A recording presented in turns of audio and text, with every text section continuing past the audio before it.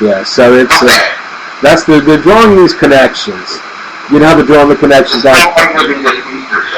Yeah, it's going to be the Speedster show. You know, that's what it is.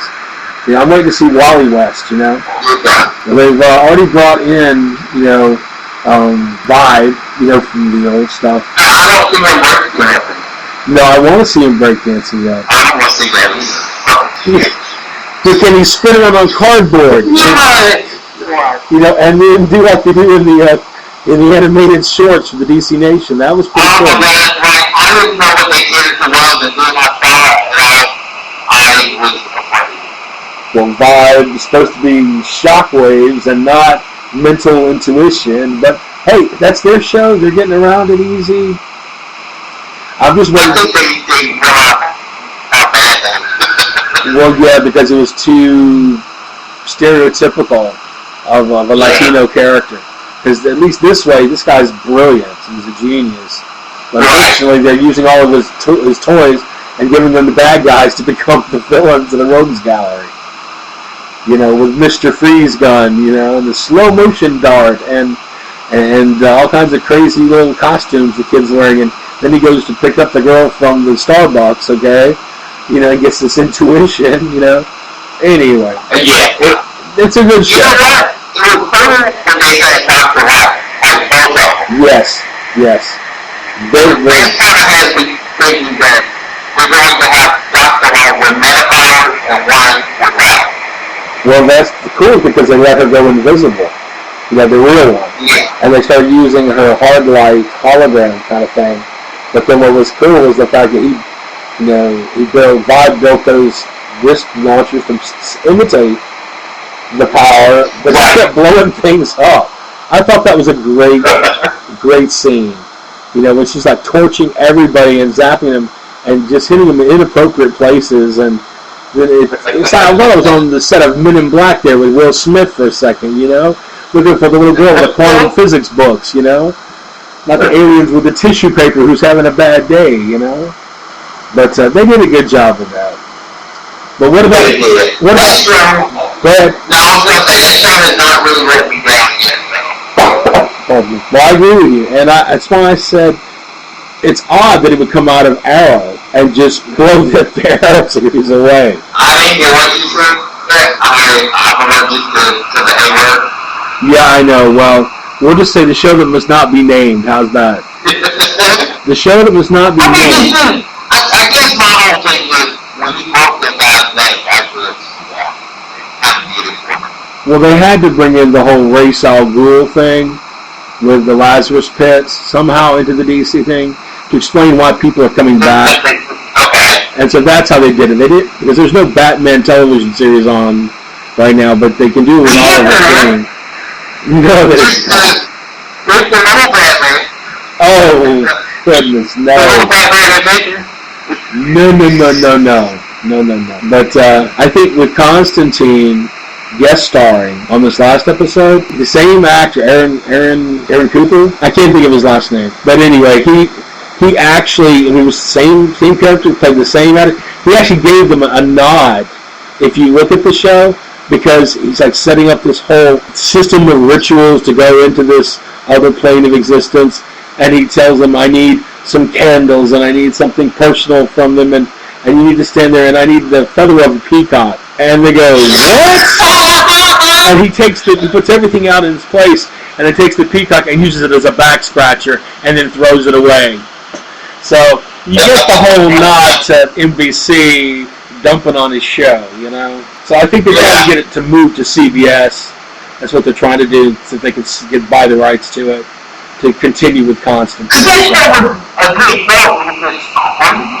Yeah, it was. It was the dark Justice League version of X-Files. Yeah, it's some pretty wild stuff. So I think the fans will be happy. Yeah, there you go. As far as other shows, I think those are the primary ones that have been paying attention. Everyone's been paying attention to as far as comics. Yeah, Agents of S.H.I.E.L.D. Where they found, have you seen the latest issue? Yeah, did you see it?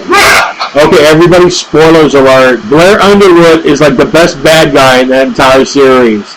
Okay, as Andrew, hey, I'm the Lash, and I'm gonna eat your heart out, Inhuman. And then they tag him. But see, Ming Na, who plays May, she's brilliant. She's just a brilliant actress. Not only is she, she cool. Okay, the only Chun-Li, in my opinion, from Street Fighter, but she just kicks a lot of booty. As a martial artist, she's right up there with Michelle Yeoh. And if you know anything about martial arts and Chopsaki films, Michelle Yeoh is up there in China, okay?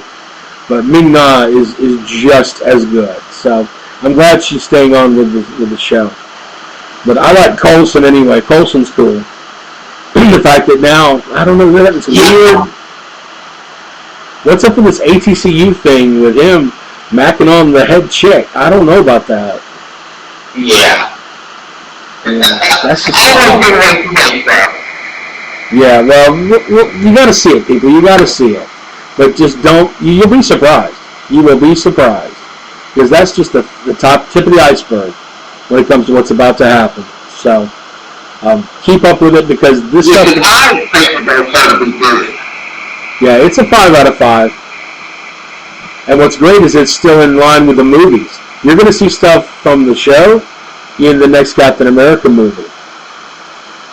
So, that's pretty awesome. Keep your eyes open for that. That's going to be good. Spoiler alert there. I have a spoiler alert. Go ahead.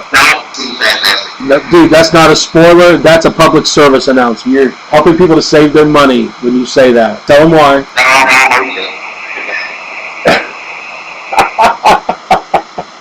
Just don't go see it, huh? You're backing up. No, repeat it again. I think the girls from Twilight shows a lot more emotion. Oh, yes. Oh, yes. Yeah, what if I think what her problem is, you know how she just kind of has the same face all the time? Yes. And it doesn't really best well. Watching Sue Storm, she has more emotion. She has more emotion than Sue Storm. Wow. That says a lot. That says a lot. It wasn't there. It was like eating a bland sandwich. Say it ain't so. Yeah, I mean, everything was there. It just was no spices to it. Wow, Fantastic Four, you have no salami. Okay, great. No spices on your sandwich. I didn't know we got jumped to the Cooking Channel review, but that's okay.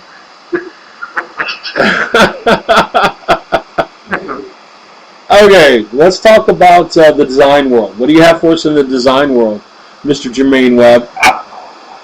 Well, there are so many awesome things that I've seen now with comic books that are integrating a lot of graphic design elements into comic book covers. So I will say Marvel has actually stepped it up a lot since they got bought by Disney, and I guess they're bringing a lot of graphic designers. Right. So they're bringing in a lot of strong design elements. Because there's a lot of things that you do that are comic book wise that look cool, but still they're bringing in more stylized stuff. Like, nobody on this is actually not seeing this, but I'm going to show you something. Show us.